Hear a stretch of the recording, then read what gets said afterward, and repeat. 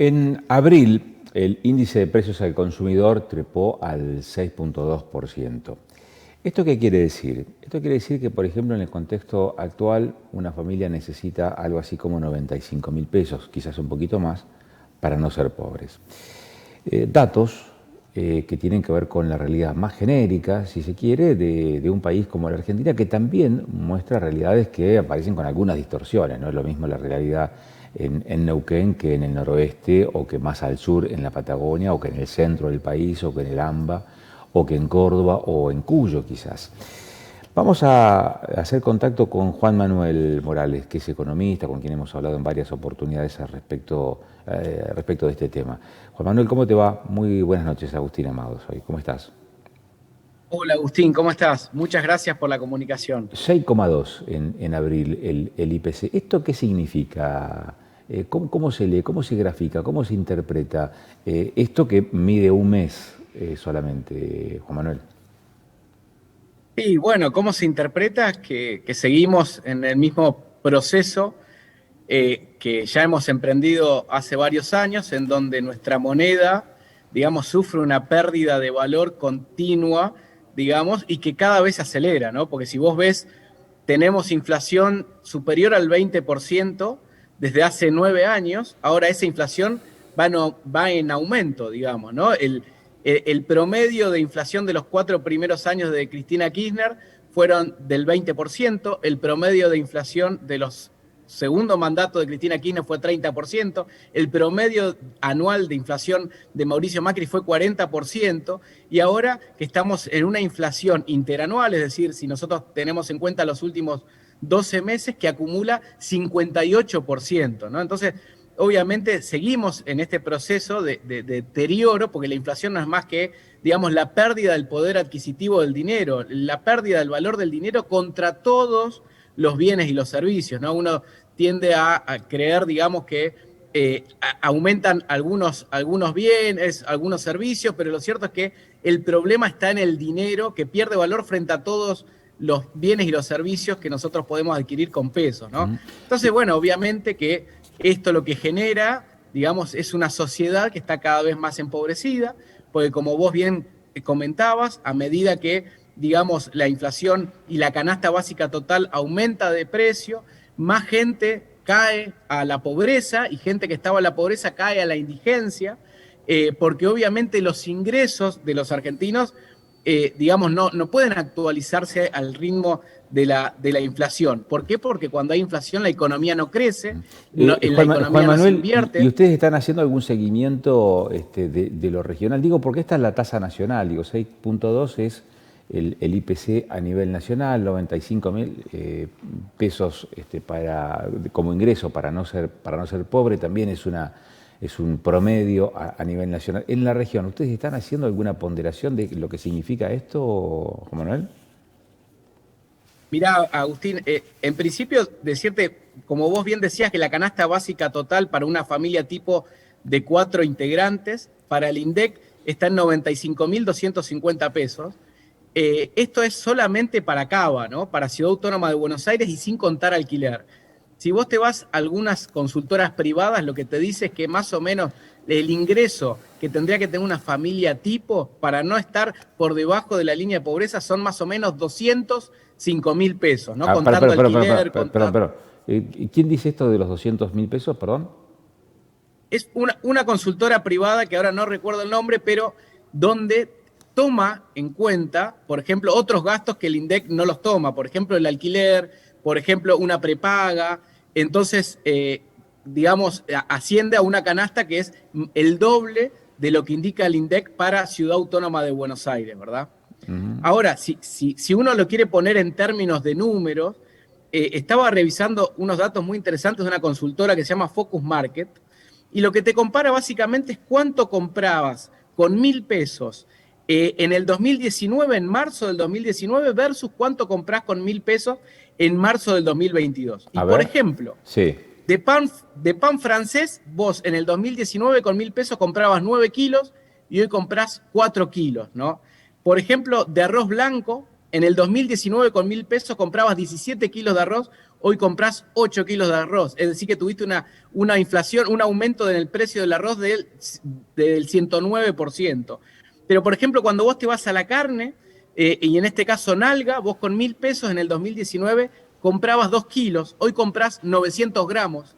Es decir, que la nalga aumentó 202%. Y, por ejemplo, si vos te vas al pollo, aumentó 135% de marzo del 2019 a marzo del 2022. Es decir, que vos en 2019, en marzo, vos con 1.000 pesos comprabas casi 10 kilos de pollo y hoy comprás 4 kilos de pollo, ¿no?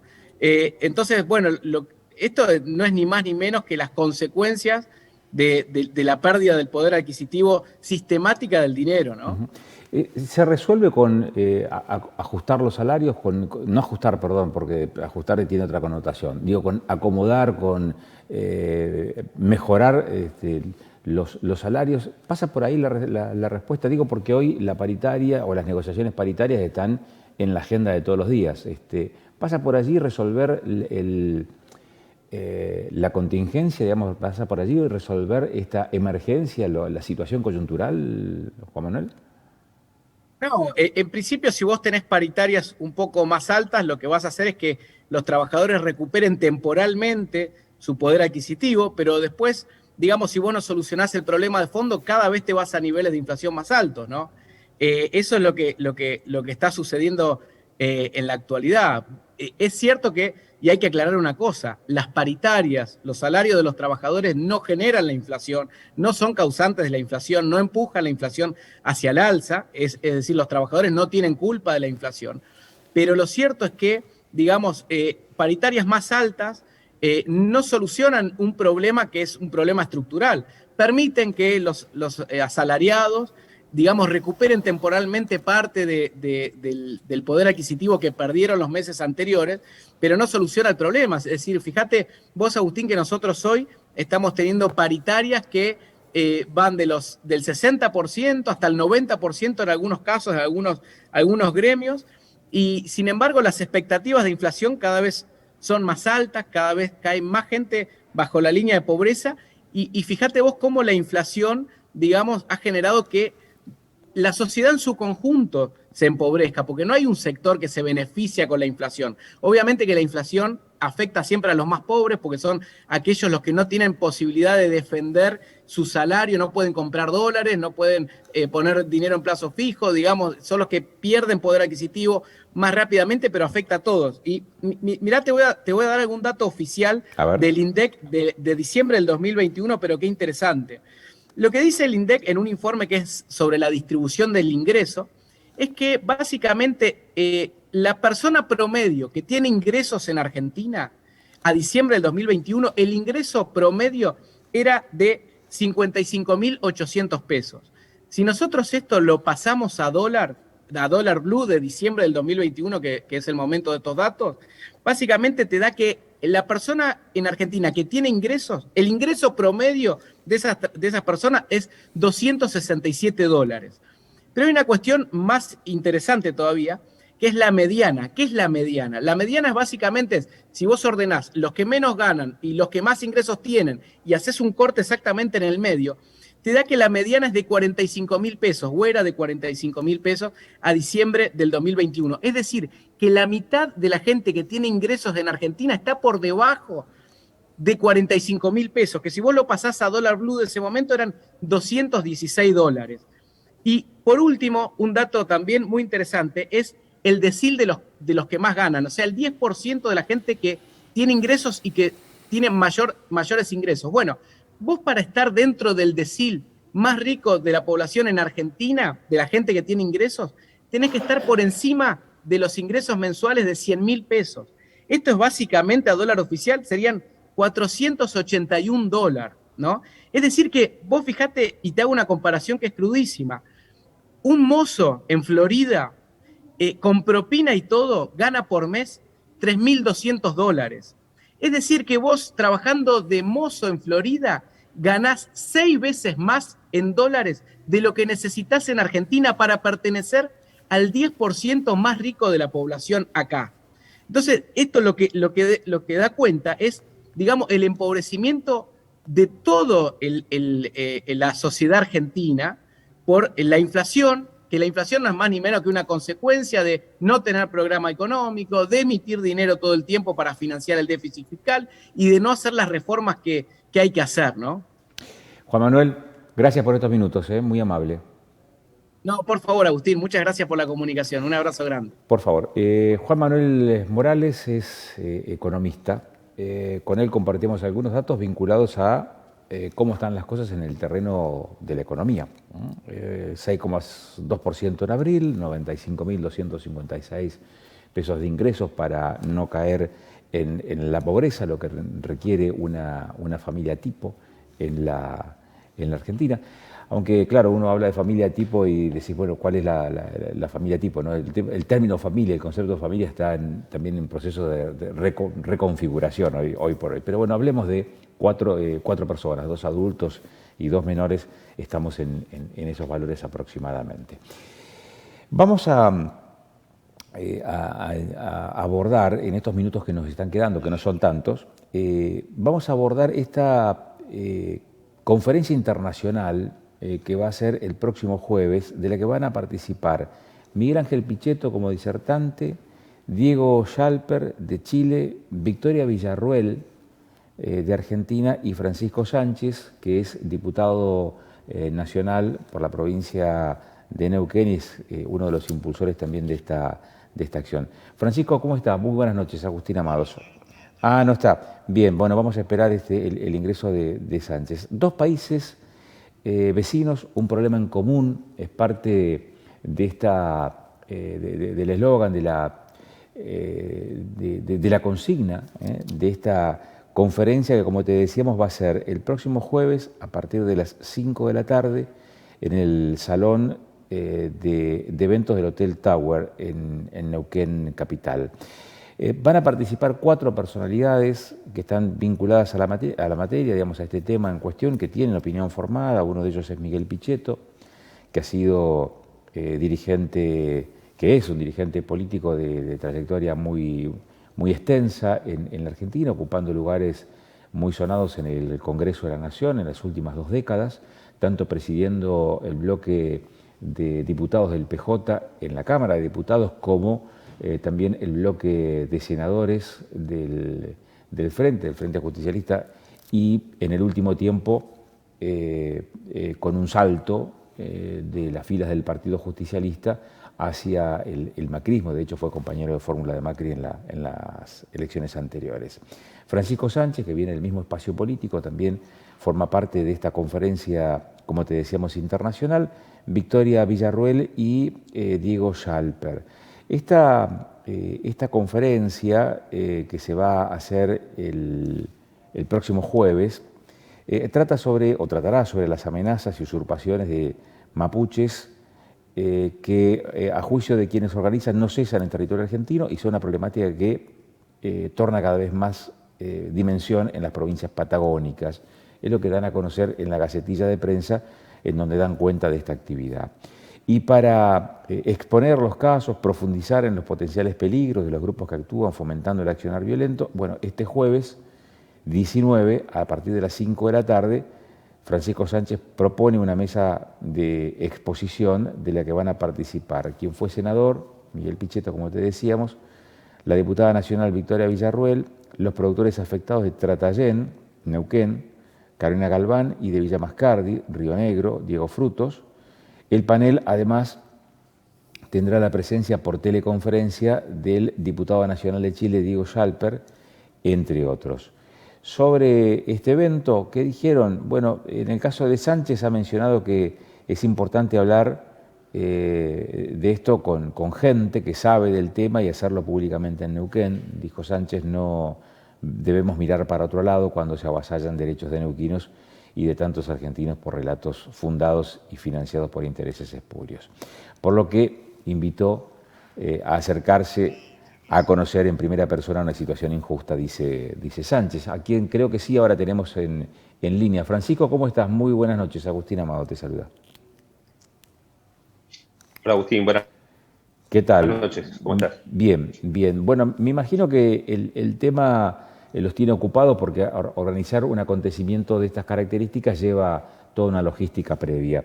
¿Cuál es la primera mirada que se tiene, por ejemplo, sobre el emergente de estos últimos días, que son las tierras del Ejército en San Carlos de Bariloche, Francisco? Y seguramente esto va a formar parte de la conferencia del jueves.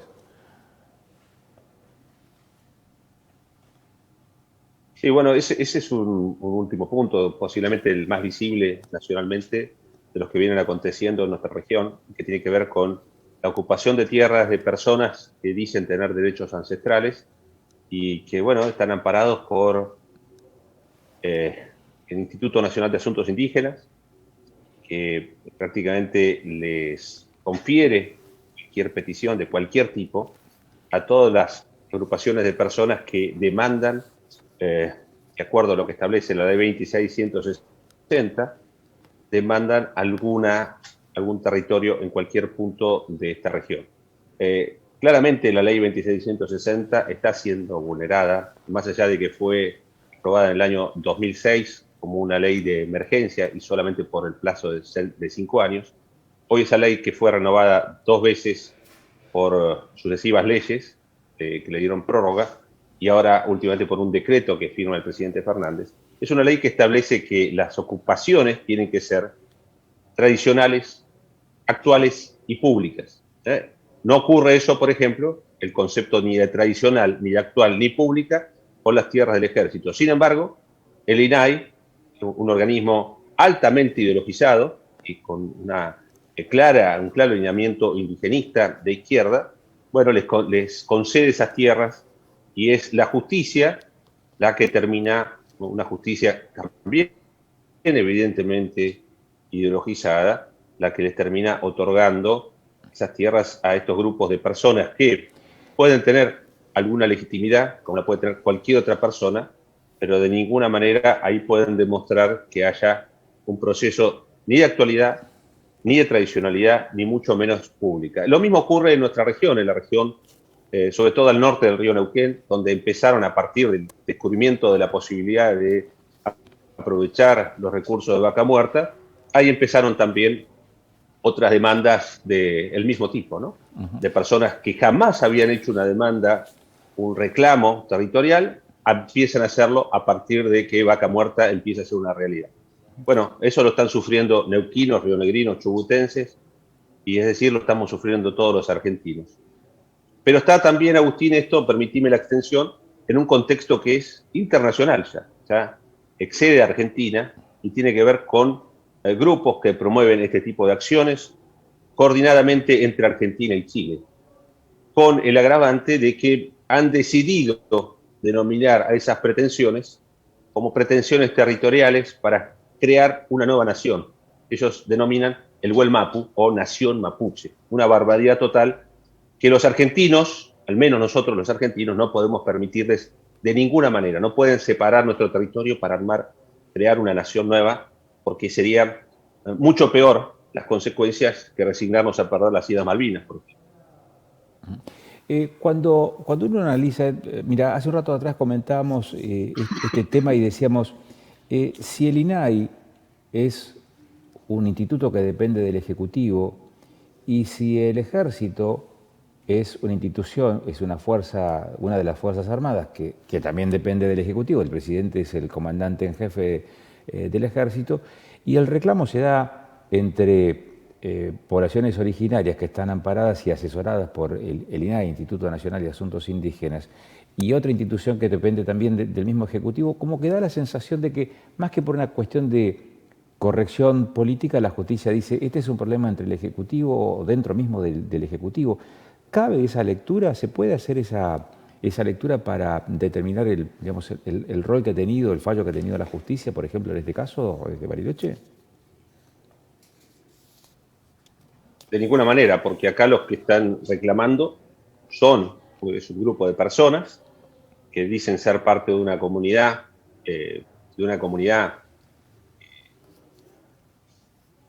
no sé, ancestral, no sé cómo denominarlo. La verdad que es un entuerto bastante particular, ¿no?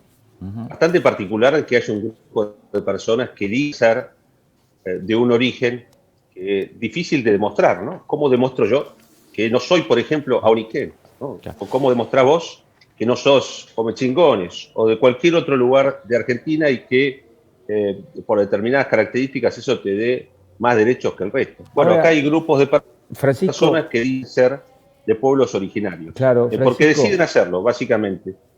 Perdón, y el INAI decide darles ese estatus independientemente de los argumentos. Entonces, ahí es un grupo de personas que hacen la demanda sobre la tierra y es el INAI que decide darles ese estatus. El INAI, que es un instituto formado por personas altamente ideologizadas y es designadas por el gobierno nacional, pero que en definitiva van en contra no solamente de propietarios particulares, sino también de tierras del ejército, una institución del Estado Nacional siempre rechazada por el kirchnerismo, siempre rechazada por la izquierda. Entonces, todo lo que pueden hacer en contra del ejército, todavía con esta fantasía de que el ejército es lo que fue en la década del 70, bueno, lo van a atacar. Van a hacer lo posible por mancillar a esta institución de la República. acá se plantea como nación mapuche, pero no como Estado mapuche. Uno podría advertir que hay diferencias, hay matices diferenciales. Una nación se comparte una cultura, es un grupo determinado de personas, es decir, una población, pueden estar en un territorio determinado. Cuando hablas de Estado, además de esto, de la cultura de la población del territorio, le sumás una institución común que, por ejemplo, es la del gobierno, con todos sus poderes. ¿Se puede hacer esa distinción? Aquí se está planteando una nación, no un Estado nuevo, no generar un nuevo país. ¿O cuál es la mirada que tienen ustedes entonces, Francisco? No, mi mirada es muy clara. Esta es la República Argentina. Nosotros tenemos un ordenamiento jurídico que tiene que ver con nuestra historia y que tiene que ver con las obligaciones que en el presente tenemos, sobre todo quienes tenemos responsabilidad pública, pero lo tenemos todos los argentinos, para preservar y desarrollar lo que tenemos para dejar a nuestras próximas generaciones. Cualquiera que atente contra esos derechos y estas obligaciones que tenemos los argentinos, cualquiera que atente contra eso, es enemigo de nuestra patria, es enemigo de la República Argentina y tiene que ser tratado como enemigo. Por eso presenté el año pasado un proyecto ahí para que cualquier organismo, cualquier entidad, sobre todo aquellas que fueron creadas a partir del INAI, que nieguen la jurisdicción argentina, sobre todo nuestro territorio nacional, tienen que perder el estatus que se les confirió. Eso como mínimo, eso como poco. Yo diría también que hay actos de determinados funcionarios de traición a la patria, de traición a nuestras leyes, de traición a nuestro proyecto nacional, y eso de ninguna manera tendríamos que dejarlo pasar. Reitero, los argentinos, los que estamos vivos, tenemos la responsabilidad de respetar nuestra historia, todo lo que costó hacer este país. Por más de que hoy estemos pasando por una crisis económica, social, cultural, tenemos la obligación de mejorar esto para dejarle a nuestros hijos, a nuestros nietos y a nuestras generaciones venideras el mejor país posible. Lo mínimo integrado, lo mismo sin perder territorio. Gracias por estos minutos, Francisco. Muy amable. Francisco Sánchez. Gracias a vos, Agustín. Que tengas una buena noche. Igualmente. Francisco Sánchez es diputado nacional por la provincia de Neuquén de Juntos por el Cambio. Será uno de los expositores en esta conferencia internacional el próximo jueves para abordar esta temática, la de las reivindicaciones de los pueblos originarios y esta mirada muy crítica acerca de esta realidad que hoy observamos en la Argentina estos días. Y casi que te diría, estamos sobre el cierre. Faltan segundos nada más para las 10 de la noche. Nos estamos despidiendo. Estos han sido nuestros temas de hoy. Hablamos del censo, mañana, miércoles, hablamos de economía, porque no podemos dejar de hablar de los números, de la inflación, de la canasta familiar, de lo que se necesita para llegar a fin de mes. Y hablamos de esta otra temática que también forma parte de la agenda periodística y la agenda política, claro está. Cerramos con el compromiso de encontrarnos nuevamente, como siempre, el próximo martes, a partir de las 21, en Canal de Noticias 24/7. Buenas noches.